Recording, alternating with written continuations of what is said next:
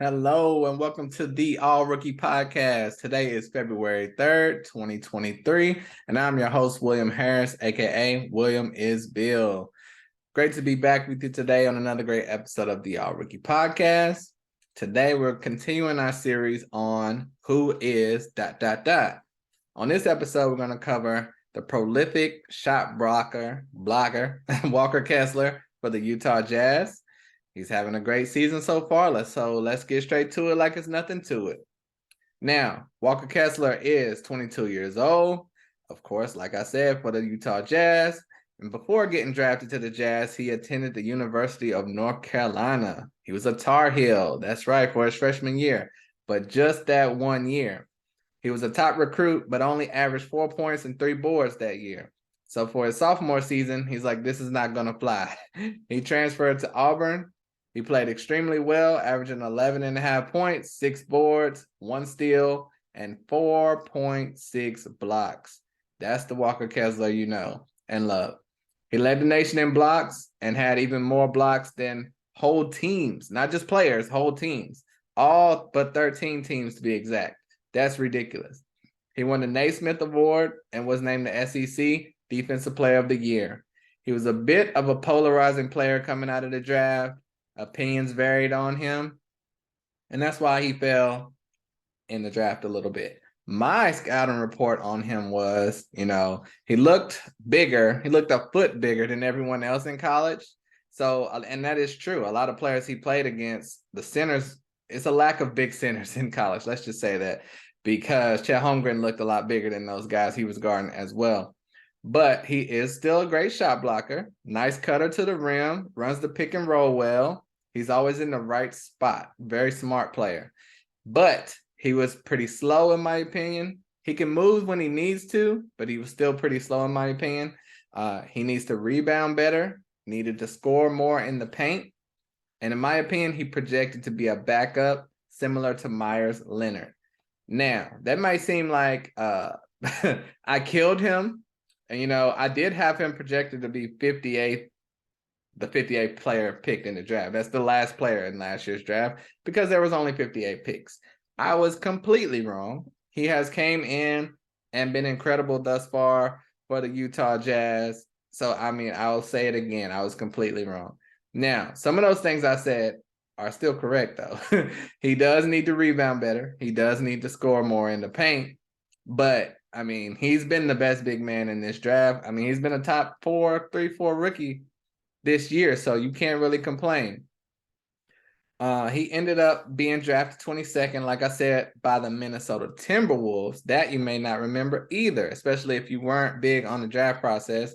You heard that right, the Minnesota Timberwolves, not the Utah Jazz. But shortly after he was drafted, he was part of the big blockbuster trade that sent Rudy Gobert to Minnesota and Walker Kessler and a boatload of picks to the Utah Jazz. In his first game for Utah, how did he go? He had a double-double and made all the Minnesota fans raise their eyes like, uh-oh, should we make a mistake here? But then, he struggled like most rookies do, struggled to get big minutes and was basically treading water and playing solid the first 6 weeks of the season. But then Kelly Olynyk got hurt and Walker's production increased, and he's shown how valuable of a player that he is. So once Walker got more of an opportunity, he took full advantage, and he never looked back. Thus far, he has 11 double-doubles, including the biggest game of the year, the 2020 game. He had 20 points, 21 rebounds, and 2 blocks. And that, if you didn't know him by then, that's when everyone heard of Walker Kessler, especially fantasy players. They were like running to get him, but he already was a dynasty asset. But that's an iconic game for a rookie. That's not something you see every day. That's when you think of Shaq, Tim Duncan, like legends. You can't match that, right? You'll never get close to that game again. Well, not exactly true. 2 weeks later, he had a 17-point, 14 rebound game and he tied his career high with 7 blocks. 17, 14, and 7 blocks. That is ridiculous. What are you doing, Walker Kessler? You're not supposed to be doing this. But he did. It's truly incredible. And it's like I said, I was completely wrong on him, and his game has translated excellently to the NBA. His numbers don't look that incredible because of the first 6 weeks, like I said, not playing many minutes. But thus far, he's averaging 8 points, 7.5 boards, and 2 blocks per game. And that should only increase because his minutes are on the rise. And like I said, he took that job over, and he is the franchise player along with Lauri Markkanen for the Jazz. He's gotten better, and he's playing more. So like I said, it's inevitable that his numbers increase. Now, after averaging 4.5 blocks per game in college, everyone was skeptical if that would translate to the NBA. You know, Mark Williams, who was drafted before him, averaged 3 blocks per game in college and now 1 in the NBA. Jalen Duren, who was drafted before him, averaged 2 blocks per game in college, now averages a little under 1 at 0.8. So clearly, Walker Kessler's game has translated the best thus far, even though he was drafted last of the 3 and 22nd overall. Right now, he is 4th in the league, and not amongst rookies, in the entire league in blocks. There are 30 starting centers in the league. He's 4th in blocks in his rookie year. Incredible. He's moved into the top 3 as far as rookie of the year votes go, behind Paolo and Benedict. So he's holding down the paint for the Jazz and filling that huge role and hole that Rudy Gobert left. And Utah is not looking back. They don't want Rudy back. They wouldn't trade Walker for much of anything. He is the franchise center, and Utah is looking up. I mean, they're right this year. Everyone expecting them to tank, try to get Wembanyama. They've been winning games, especially early on. They've started falling back a little bit now, but this team has been a lot better, showing signs and showing that they want to win. And they're going to try to turn this thing around quicker than we all expected. Now, Walker's future is super bright. He's shooting 72% from the field. His only negative, you could say, is I would like him to score more, rebound more, but that free throw percentage is at 53%. You get that up, he could be averaging a double-double for the season. You know, I think it will happen next year. He could easily average 10 and 10 next year. This year, he might get close, but his future is super bright as he continues to learn and develop.